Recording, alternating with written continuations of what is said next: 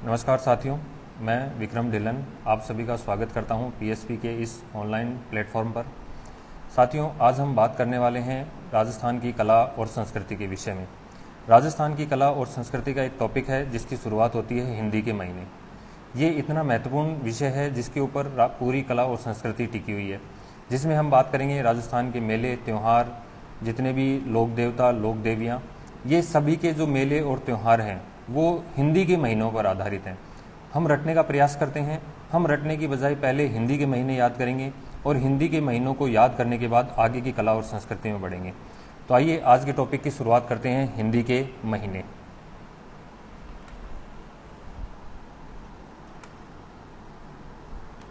बात करते हैं राजस्थान की कला और संस्कृति के बारे में। राजस्थान की कला और संस्कृति। आप लोग सभी जानते हैं हिंदी के महीने कितने महत्वपूर्ण यहाँ पर रखते हैं योगदान। बात करते हैं जो हिंदी के महीने हैं। हिंदी के महीने, देखिए अंतर क्या है। पहले हम पढ़ते हैं, हमेशा बचपन से पढ़ते आए हैं अंग्रेजी के महीने जो ग्रेगोरियन कैलेंडर पर आधारित होते हैं। अंग्रेजी के महीने आप सबको पता ही है, जैसे जनवरी, फरवरी, मार्च, अप्रैल, और इस प्रकार अपने जनवरी से जो दिसंबर तक चलते हैं, ठीक है, वो कौन से महीने होते हैं? वो अंग्रेजी महीने होते हैं जो सूर्य गणना पर आधारित होते हैं। ध्यान रखना, अंग्रेजी का जो महीना है वो किस पर आधारित होता है? सूर्य गणना पर आधारित होता है। और वर्ष में दिन होते हैं 365 दिन, ठीक है। एक वर्ष में 365 दिन होते हैं, सप्ताह में 7 दिन होते हैं और लगभग एक महीना 30 या 31 दिन का होता है। वहीं हम बात करें अपने हिंदी के महीने, तो ध्यान रखना हिंदी के महीने किस पर आधारित होते हैं? हिंदी के महीने चंद्र गणना पर आधारित होते हैं। चंद्र गणना पर क्या होते हैं? आधारित होते हैं। और चंद्र गणना पर आधारित होने के कारण ये थोड़े से अलग है, ठीक है। देखो, हिंदी का महीना लगभग 30, अंग्रेजी का महीना 30 या 31 दिन का होता है, वहीं हिंदी का महीना 28 दिन से अधिक का होता है, ठीक है। लगभग अपन माने 29.5 दिन इंटू 12 तो लगभग 354 दिन आते हैं। वहीं अपन बात करें हिंदी के महीने में 365, वर्ष में 365 दिन होते हैं और अंग्रेजी के महीने में 365 और हिंदी के महीने में 354 दिन होते हैं। तो ये जो डिफरेंस होता है इसको कैसे पूरा किया जाता है इस विषय में भी बात करेंगे। और हिंदी के कौन से महीने, 12 महीने हैं, उनकी भी अपन बात करेंगे। तो शुरुआत करते हैं अपन हिंदी के महीनों की। देखिए, हिंदी का सबसे पहला महीना कौन सा होता है? ठीक है, अंग्रेजी कैलेंडर में आप देखते हैं सबसे पहला महीना होता है जनवरी। वहीं अपन बात करेंगे हिंदी के महीनों की, तो हिंदी के महीनों का सबसे पहला महीना होता है चैत्र। ध्यान रखना, हिंदी का सबसे पहला महीना कौन सा होता है? चैत्र, ठीक है। दूसरा महीना होता है वैशाख। दूसरा महीना कौन सा होता है? वैशाख। तीसरा महीना जो गर्मी पड़ती है इसे अपन कहते हैं ज्येष्ठ। और चौथा महीना होता है आषाढ़। पांचवा महीना श्रावण। छठा महीना भाद्रपद। ध्यान रखेंगे, जो हिंदी का सबसे बड़ा महीना माना गया है वो भाद्रपद को माना गया है, ठीक है। भाद्रपद का महीना हिंदी का सबसे बड़ा महीना होता है। वहीं 7वें महीने की अपन बात करें अश्विन। 8वें महीने की बात करें अपन कौन सा? कार्तिक। 9वां महीना माघ शीर्ष।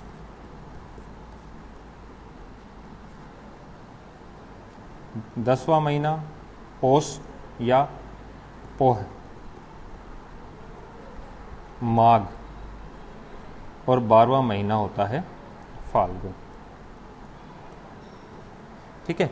देखिए, अंग्रेजी के महीने और हिंदी के महीनों में क्या अंतर होता है?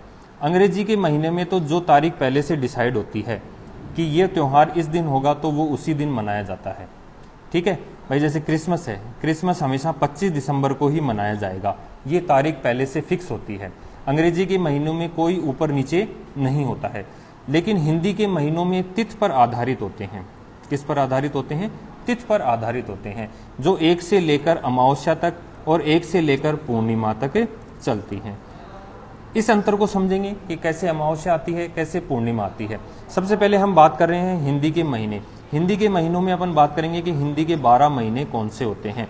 देखिए, हिंदी का पहला महीना चैत, दूसरा वैशाख, तीसरा ज्येष्ठ, चौथा आषाढ़,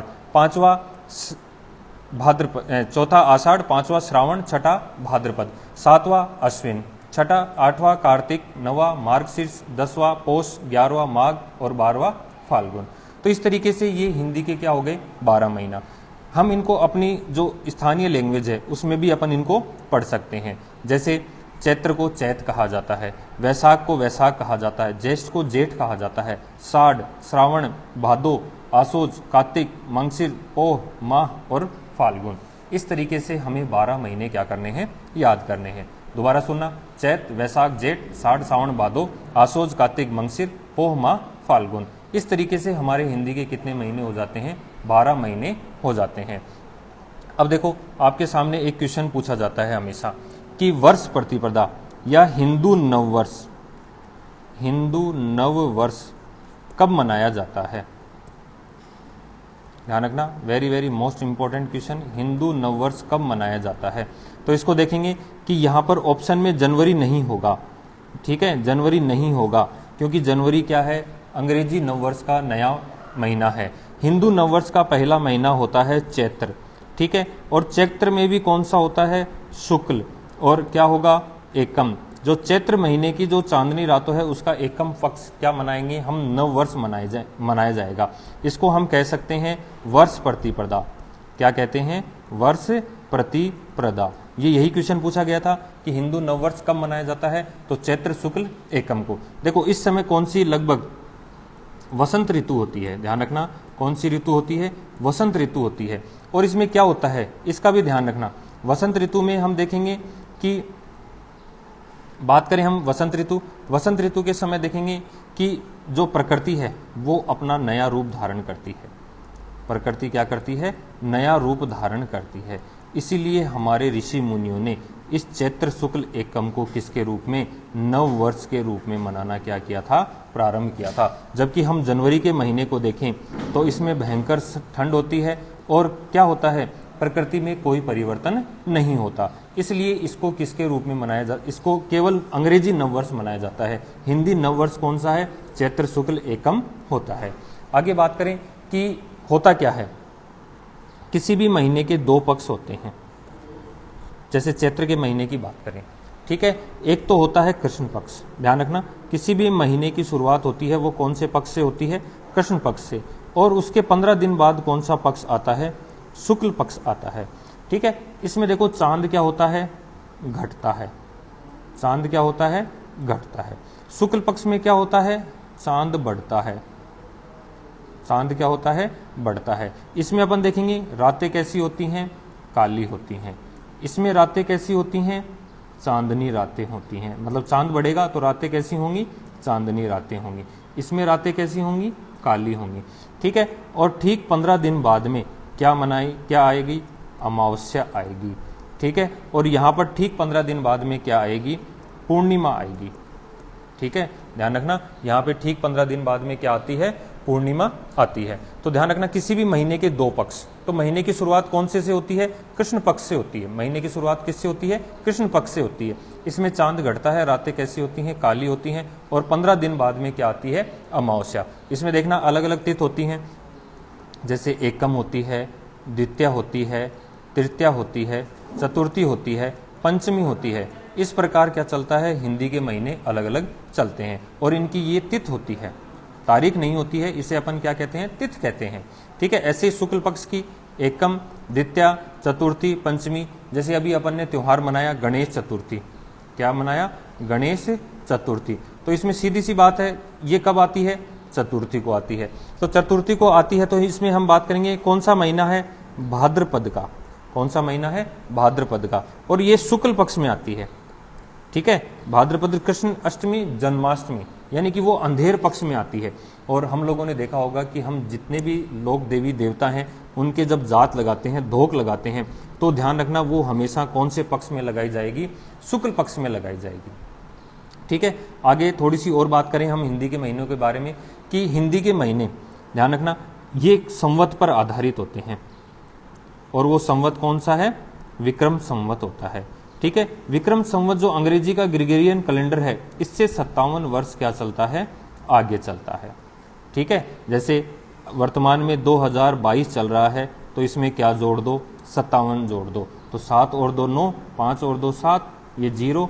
तो वर्तमान में विक्रम संवत कौन सा चल रहा है? विक्रम संवत कौन सा चल रहा है? 2079, 2079 क्या चल रहा है? विक्रम संवत चल रहा है। ठीक है, अब देखो इसमें किस प्रकार गणना होती है। जैसे गणेश चतुर्थी अपन ने मनाई, भाद्रपद शुक्ल चतुर्थी, ये क्या है? गणेश चतुर्थी। अब विसर्जन का दिन है, कौन सा दिन है? विसर्जन का दिन होता है चतुर्दशी। क्या होता है? चतुर्दशी, 14 होती है। तो ये गणेश भाद्रपद शुक्ल चतुर्थी, भाद्रपद शुक्ल चतुर्थी, तो ये कौन सा चतुर्दशी क्या हो जाएगा?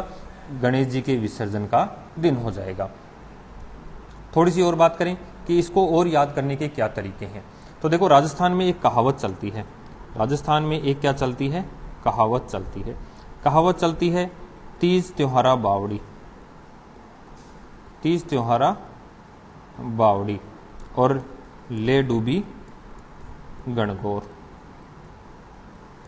ठीक है, ये राजस्थान में त्योहारों के संबंध में एक कहावत चलती है कि तीज त्योहारा बावड़ी ले डूबी गणगौर, यानी कि राजस्थान में जो त्योहारों का प्रारंभ होता है वो तो तीज से होता है, और त्योहारों का समापन होता है वो किससे हो जाता है? गणगौर से हो जाता है। ठीक है, इसको हम समझेंगे कि तीज कब मनाई जाती है। तीज मनाई जाती है श्रावण शुक्ल तृतीया। ठीक है, तीज कब मनाई जाती है? श्रावण शुक्ल तृतीया। और जयपुर की क्या प्रसिद्ध है? तीज की सवारी प्रसिद्ध है। वहीं अपन बात करेंगे गणगौर। गणगौर मनाई जाती है चैत्र शुक्ल तृतीया को, चैत्र शुक्ल तृतीया। इसके बाद हम देखते हैं कि गणगौर के बाद लगभग राजस्थान में त्योहारों का क्या हो जाता है? समापन हो जाता है। और उसके बाद वापस त्योहारों की शुरुआत कहाँ से होती है? किससे? श्रावण शुक्ल तृतीया से। तो इस प्रकार जो अपना ये टॉपिक था हिंदी के महीने, इसमें हमने बात की कि हिंदी के कितने महीने होते हैं। देखो 12 महीने होते हैं, चैत वैशाख जेठ साठ सावन भादो आसोज कार्तिक मंगशीर पौ माह फाल्गुन। ठीक है, किसी भी महीने के 2 पक्ष होते हैं, एक तो कृष्ण पक्ष और एक शुक्ल पक्ष। ठीक है, तो चैत्र का जो महीना होता है वो हिंदी का क्या मनाया जाता है? नववर्ष मनाया जाता है। अभी अपन ने शुरुआत में बात की थी कि हिंदी के महीने में तो 300 वर्ष में 365 दिन होते हैं, जबकि हिंदी के वर्ष में लगभग 354 दिन होते हैं।